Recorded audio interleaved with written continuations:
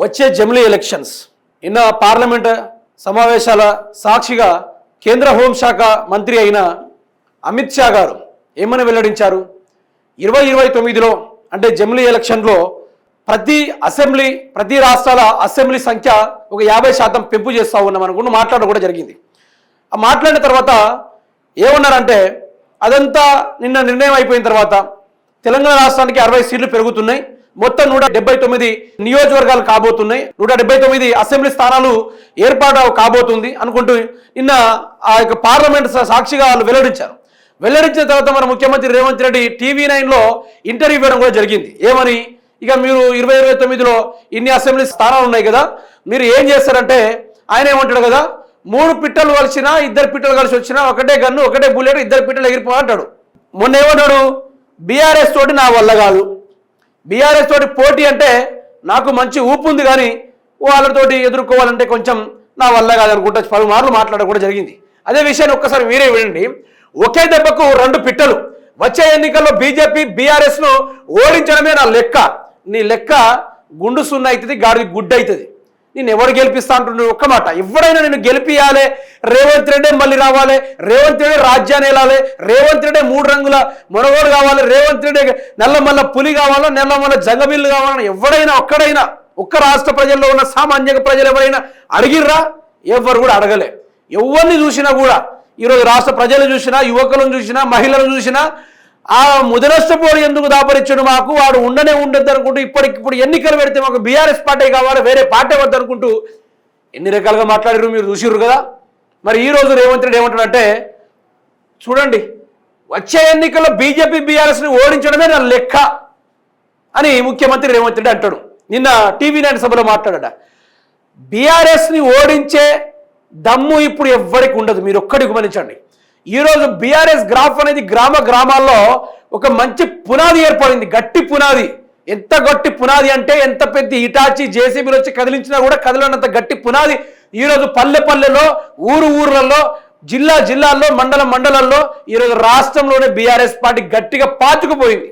ఈసారి తెలంగాణ గడ్డ మీద 179 స్థానాలు ఏవైతే రాబోతున్నాయో ఆ 179 స్థానాల నుంచి 160 స్థానాలు బరాబర్ బాధ్యతగా కొట్టబోతుంది బీఆర్ఎస్ పార్టీ.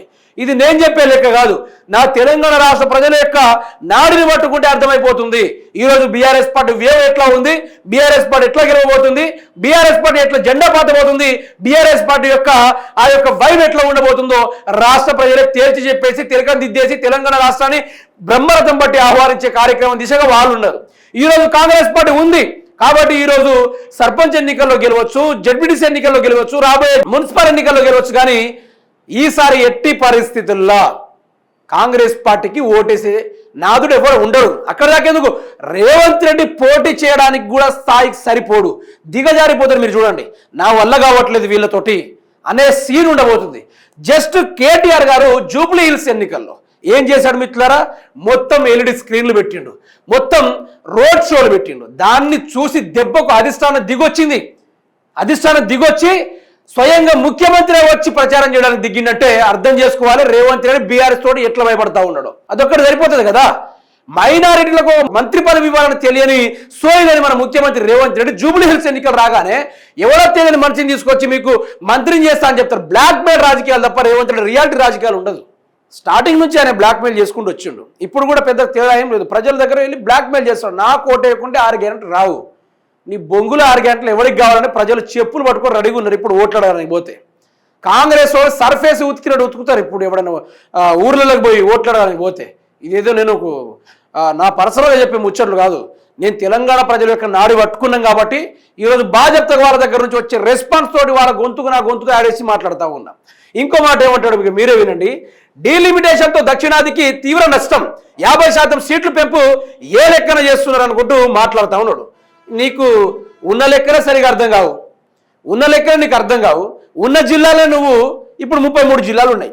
ఆ 33 జిల్లాలు ఏం చేస్తా అంటాడు, మళ్ళీ మెర్జీ చేసేద్దాం, మళ్ళీ కలిపేద్దాం అంటాడు. నీకు ఉన్న లెక్కే అర్థం కాదా? మళ్ళీ ఈయనకు ఈ యొక్క డీలిమిటేషన్ 50% అంటే 60 సీట్లు అసెంబ్లీ స్థానాలు తెలంగాణలో పెరుగుతాయి. ఉన్న లెక్కలే మనిషికి అర్థం కాకపోతే ఇప్పుడు మనకు 119 నియోజకవర్గాలు ఉన్నాయి.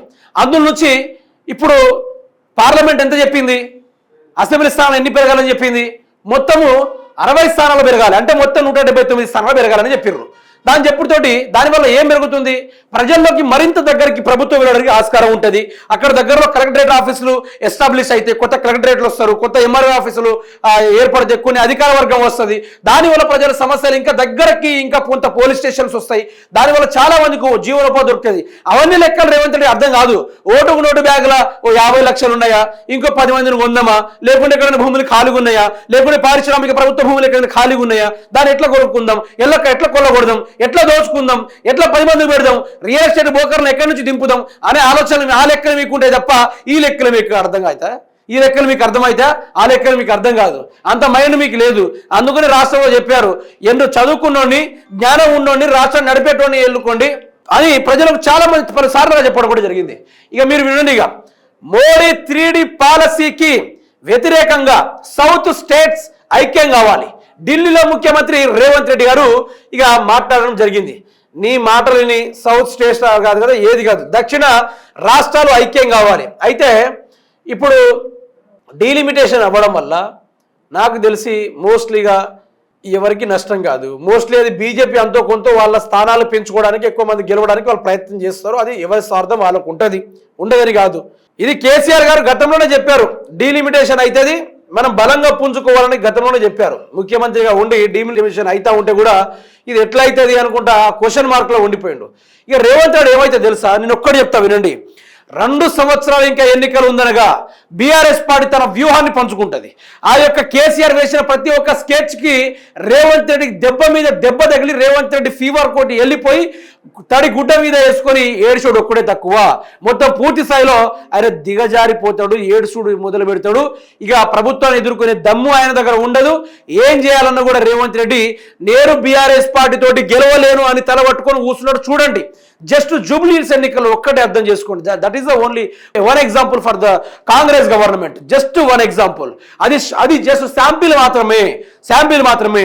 కేటీఆర్ కానీ, కేసీఆర్ కానీ, హరీష్ రావు గారు కానీ, బీఆర్ఎస్ పార్టీ కానీ వీళ్ళందరూ కలిసి ఒక్కసారి వ్యూహం పన్నుతే మీరు కురుక్షేత్ర యుద్ధం గురించి చూస్తుంటారు. కురుక్షేత్ర యుద్ధంలో పద్మ వ్యూహం అనేది అతి గొప్ప వ్యూహం. అది దాని గురించి ఎవరు కూడా పురాణాల్లో దాని గురించి ఎవరు కూడా తెలుసుకోలేకపోయారు.